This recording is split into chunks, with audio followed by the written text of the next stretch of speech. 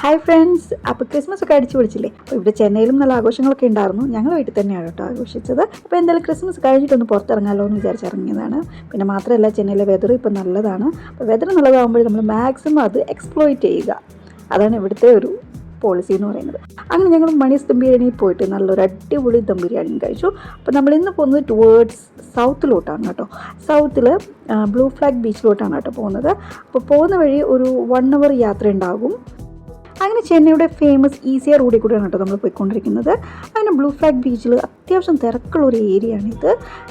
മിക്കപ്പോഴും ഇവിടെ parking space നമുക്ക് കിട്ടാറില്ല. പക്ഷേ ലക്കിലി നമുക്കിന്ന് ഇവിടെ പാർക്കിംഗ് സ്പേസ് കിട്ടിയിട്ടുണ്ടായിരുന്നു. ഒരുപാട് ആൾക്കാർ കുഞ്ഞുങ്ങളുമായിട്ട് വന്നിട്ടുണ്ടായിരുന്നു. കാരണം ചെന്നൈയിലൊക്കെ ഇപ്പോൾ സ്കൂൾ അടച്ചിട്ടേക്കാണല്ലോ. അപ്പോൾ എവിടെ നോക്കിയാലും ഇതുപോലത്തെ കുഞ്ഞു കുഞ്ഞു പിള്ളേരായിരുന്നു.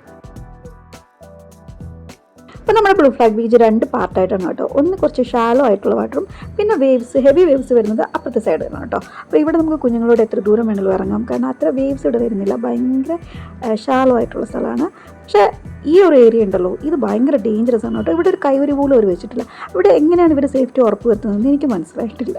എന്തായാലും നമ്മുടെ ചെന്നൈയിൽ നല്ല വൃത്തിയുള്ള ബീച്ചുകളിലൊന്നാണ് കേട്ടോ ഇത്. അതുകൊണ്ടാണല്ലോ ഇന്ന് ബ്ലൂ ഫ്ലാഗ് കിട്ടിയിട്ടുള്ളത്.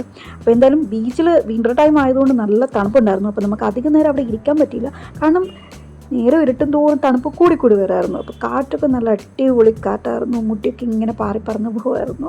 ഇനിമേ നമ്മൾ നന്നായിട്ട് എൻജോയ് ചെയ്തു കേട്ടോ. അപ്പോൾ ഇതാണ് കേട്ടോ ഇവിടുത്തെ മെയിൻ ബീച്ച്. അപ്പോൾ അത്യാവശ്യം കുറച്ച് വയലൻ്റ് ആയിട്ടുള്ള വേവ്സൊക്കെയാണ് വന്നുകൊണ്ടിരുന്നത്. അപ്പം നമ്മൾ വൈകുന്നേരം തന്നെ അവിടെ നിന്ന് ഇറങ്ങി, കാരണം അധികം നേരം നിൽക്കാൻ പറ്റില്ല, നല്ല തണുപ്പാണ്. അങ്ങനെ സൺസെറ്റ് കാണാൻ പറ്റിയൊരു സ്ഥലമാണ് കേട്ടോ ബ്ലൂ ഫ്ലാഗ് ബീച്ച്. അങ്ങനെ വീട്ടിലെത്തിയപ്പോഴത്തേക്കും ഒരു അടിപൊളി സാധനം ഞങ്ങൾ വാങ്ങിച്ചു കേട്ടോ. അച്ഛൻ വീട് കിച്ചണിൽ നിന്ന് ഓർഡർ ചെയ്തിട്ടുള്ള നല്ല അടിപൊളി തലശ്ശേരി ബിരിയാണിയും നമ്മുടെ ട്രിവാൻഡ്രം സ്പെഷ്യൽ ആയിട്ടുള്ള ചിക്കൻ ഫ്രൈയും ആണ് കേട്ടോ. അടിപൊളി ടേസ്റ്റ്, പറയാണ്ടിരിക്കാൻ വയ്യ. അങ്ങനെ ഇന്നത്തെ ദിവസം ജിങ്കലാല.